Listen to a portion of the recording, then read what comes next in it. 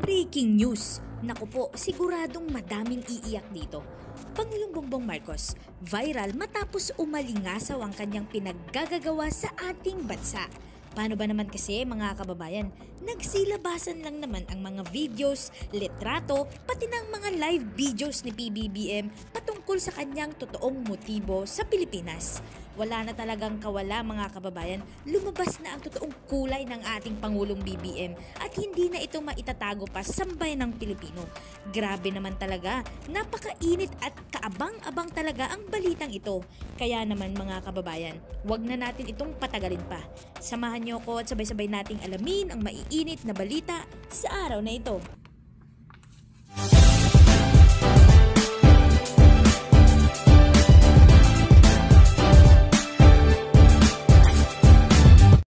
Breaking news! Nagpasalamat kahapon si Pangulong Ferdinand R. Marcos Jr. sa mga magsasaka at mangingisda sa Ilocos Region sa kanilang dedikasyon sa pagtiyak ng food security sa gitna ng epekto ng El Nino phenomenon. Namahagi si Pangulong BBM ng kabuuang 339 milyong pesos na tulong pinansyal sa lahat ng magsasaka at mangingisda sa Ilocos Norte, Ilocos Sur, La Union at Pangasinan. Sa bilang, 184 million pesos ay nagmula sa tanggapan ng Pangulo at 46 million pesos naman mula sa ayuda sa Kapos ang Kita Program o AKAP ng Department of Social Welfare and Development. Sinabi ni Pangulong Marcos na naglaan ang pamahalaan ng 80 million pesos para sa Agri-Negosyo Loan Program ng Department of Trade and Industry. Nag-extend din ang ahensya ng 8.66 million pesos para sa pagpapatupad ng mga Shared Service Facilities Program nito. Sa kabilang banda, namahagi naman ang Department of Labor and Employment ng 19.87 million pesos bilang tulong pinansyal sa lugar. Nasa state of calamity pa rin ang local government units ng Sulsana at Dingras sa Ilocos Norte dahil sa El Nino na nakaapekto sa 63,747 na individual na naitala hanggang June 25, 2024. Ang pinsala at pagkalugi sa agrikultura noong July 8 ay umabot naman sa 559.72 million pesos na nakaapekto sa mahigit 19,075 farmers and fishermen. Binisita din ng Pangulo ang bayan ng Lingayen sa Pangasinan kung saan pinangunahan niya ang pamamahagi ng tulong ng gobyerno sa mga magsasaka, mangingisda at kanilang mga pamilya. Nagbigay ang Department of Agriculture ng farm inputs at mga makinarya para sa mga grupo ng magsasaka. Kasama ang mga ito ng isang hulling truck, mga traktor, isang corn sheller, isang circulating dryer, isang hammer mill, isang pump at engine sets, isang riding transplanter at isang combined harvester. Namahagi ang Bureau of Fisheries and Aquatic Resources ng mga unit ng motorized fiberglass reinforced plastic boats at mga livelihood packages ng Fisherfolks Cooperative and Association sa Pangasinan. Ipinakita ng Technical Education and Skill Development Authority or TESDA ang Special Training for Employment Program nito sa pamamagitan ng ceremonial turnover ng training allowances and starter toolkits. Ang DTI naman sa kabilang banda ay nagbigay ng 17 shared service facilities projects sa 13 cooperators sa Pangasinan. Muling pinagtibay ni Pangulong Bongbong Marcos ang pangako ng pamahalaan na suportahan at palakasin ang sektor ng agrikultura ng bansa sa pamamagitan ng patuloy na paghahatid ng mga programa at serbisyo. Bawat dumalo sa naturang event ay tumanggap naman ng 5 kilong bigas mula naman sa Office of the Speaker Martin Romualdez. At ngayon po ay lalagdaan ng ating Pangulo at ni Secretary Estrella ang unang Certificate of Condonation with release of mortgage. Ayon sa mandato ng Republic Act 11953, ang Certificate of Condonation with release of mortgage ay magbibigay otoridad para sa condonation or pagbura sa mga utang na bayarin sa lupa ng mga magsasakang agrarian reform beneficiaries bilang tulong sa ating mga magsasaka. Ngayon po, hinihiling natin na ipresenta ng ating mahal na Pangulo at ng Secretary of Agrarian Reform ang nalagdaang Certificate of Condonation.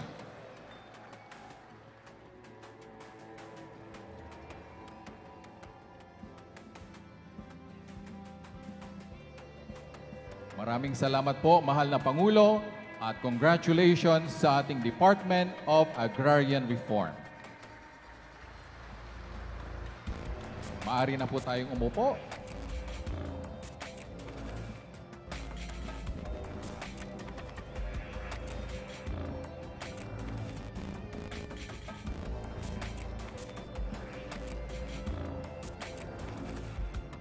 Sa puntong ito, inaanyayahan po natin si Agriculture Secretary Francisco Chu Laurel upang ipakilala ang ating panauhing pandangal.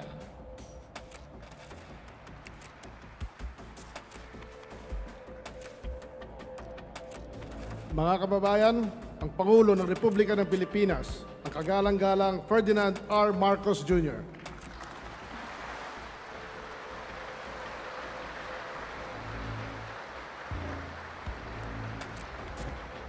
Maraming salamat sa ating butihing Secretary ng Department of Agriculture, Secretary Kiko Laurel.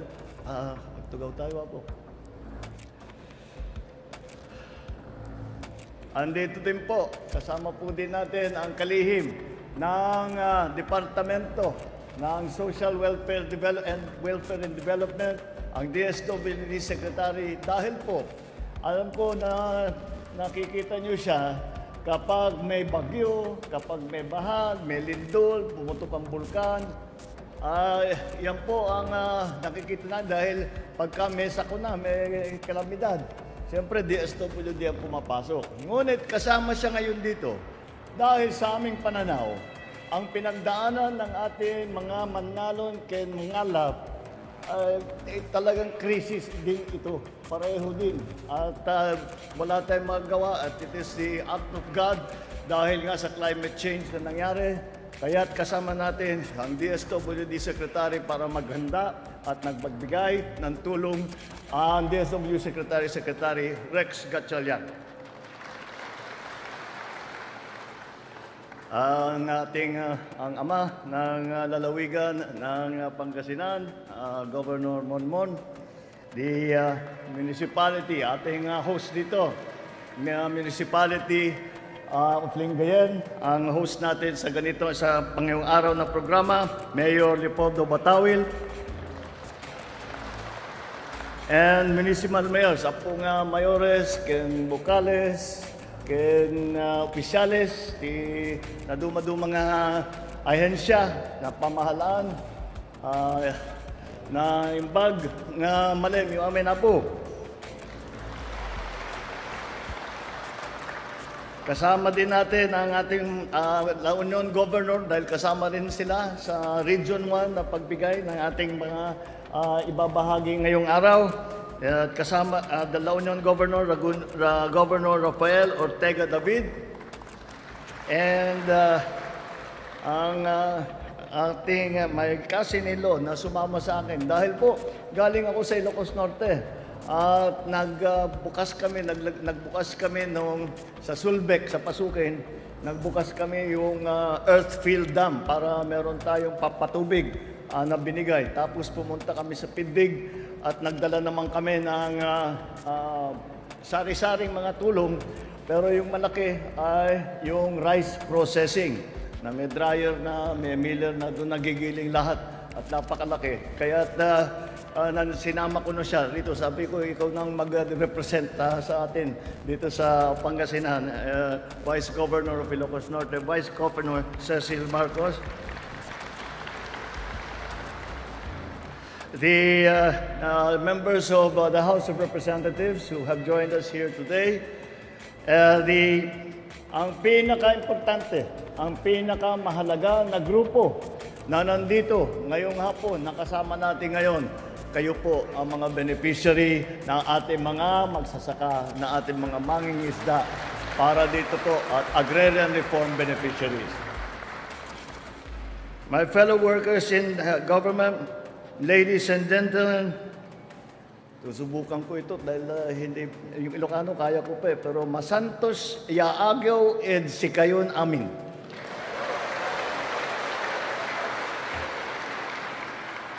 Maraming salamat po sa inyo lahat na dumalo sa mahalagang araw na ito.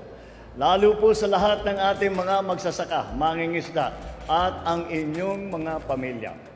Narito kami ngayon upang bigyan ng bagong pag-asa at bagong simula ang mga bayani ng bayan sa sektor ng agrikultura.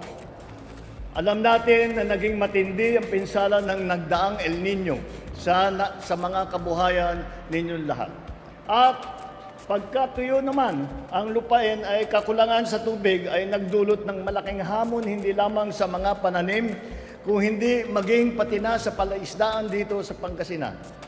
Ayon sa aming datos, umabot sa mahigit 559 na milyong piso ang naging pinsala sa buong Region 1, kasama na ang Pangasinan, kung saan halos 20,000 magsasaka at mangingisda ang naapektuhan. Ngunit sa kabila ng mga pagsubok na ito, patuloy kayong nagsusumikap at nag-aalay ng inyong sarili upang masiguro na may pagkain ang bawat pamilyang Pilipino. Bilang pasasalamat at ganti sa ipinamalas ninyong dedikasyon, katatagan at pagmamahal para sa bayan, pumarito po kami upang maghandog ng kaunting tulong na magpapagaan sa hinaharap ninyong mga hamon. Una sa lahat, mula po sa Office of the President ay mamamahagi ng tigsa 10,000 piso sa ating mga magsasaka, mangingisda at kanilang pamilya mula sa iba't ibang probinsya ng Region 1. Sa kabuuan, mahigit 180 milyong piso ang ating ipapamahagi sa tulong ng ating mga lokal na pamahalaan sa mga nasabing lugar upang maihatid ito sa ating mga benepisyaryo. Dagdag po rito, ang DSWD naman ay magbibigay din ng 10,000 piso na cash assistance sa bawat isa sa higit ng 4,000 benepisyaryo mula sa Pangasinan sa ilalim ng programang Ayuda sa Kapus ang Kita Program o yung tinatawag na AKAP. At kasama din po ang ating mga congressman dito sa ating ginagawa.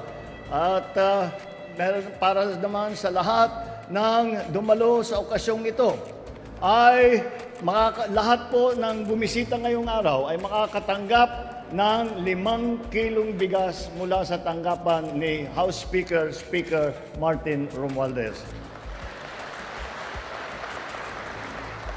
Mula sa ating Department of Agriculture, magbibigay tayo ng mga punla at iba't ibang makinarya at kagamitang pansaka tulad ng hauling truck, traktora, corn sheller, recirculating dryer, yung hammer mill, pump and engine set, riding transplanter at combine harvester.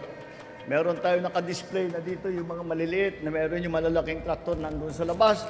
Ito po ay bibigay natin sa ating mga magsasaka. Nandyan din yung mga bangka at yung lambat na aming binibigay para sa mga ating mga mangingisda.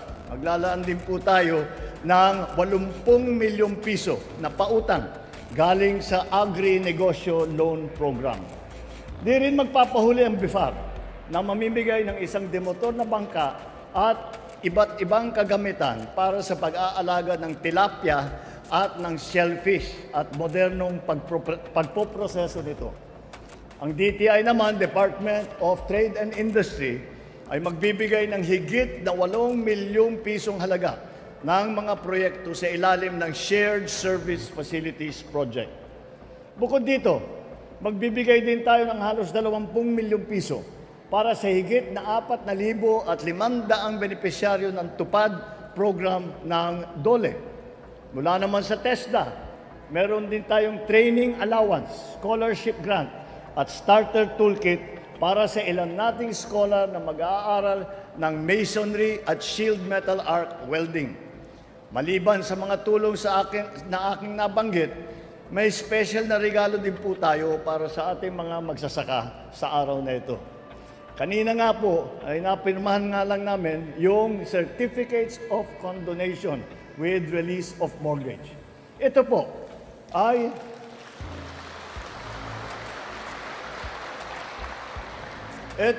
ay ipapamahagi ng DAR sa ating mga Agrarian Reform Beneficiaries o ARBs dito sa Region 1. Ang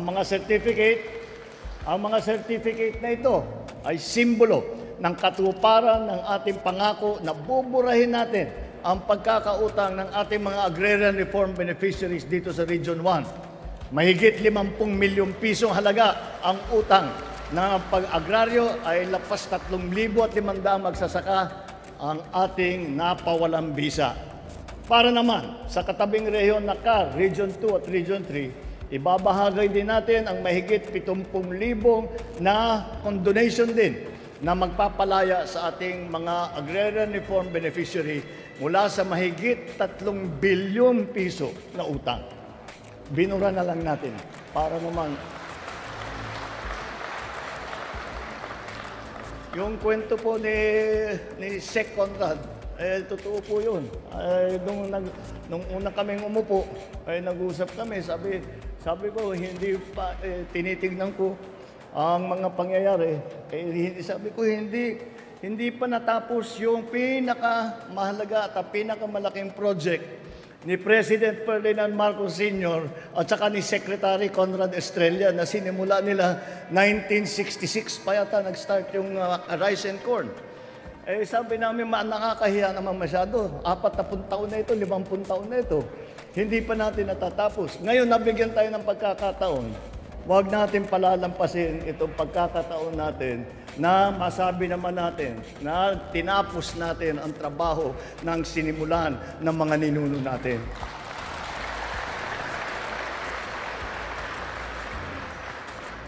Matutuwa sa Tata Kundring pagka ito.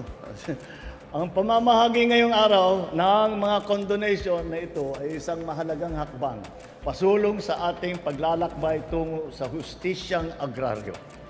Kaisa ninyo kami sa inyong mga hangarin at kami ay tapat sa pangakong susuportahan at palakasin kayo sa bawat hakbang ng inyong paglalakbay. Magtulungan tayo upang bumuo ng matatag na kinabukasan kung saan ang bawat magsasaka, mangingisda, at pamilyang Pilipino ay may kakayahang bumangon mula sa kahirapan at mapaunlad ang kanilang buhay. Kayo po ang mga bayani ng ating makabagong panahon. Kayo ang muka ng bagong Pilipinas. Mabuhay ang ating mga magsasaka. Mabuhay ang ating mga mangingisda. Mabuhay ang Region 1. Mabuhay ang bagong Pilipinas. Diyos tiyon nina, kada kaya amin na po na imbag nga malenyo amin. Maraming salamat po, mahal na Pangulo. At ngayon po, inaanya natin ang ating mahal na Pangulo na pangunahan.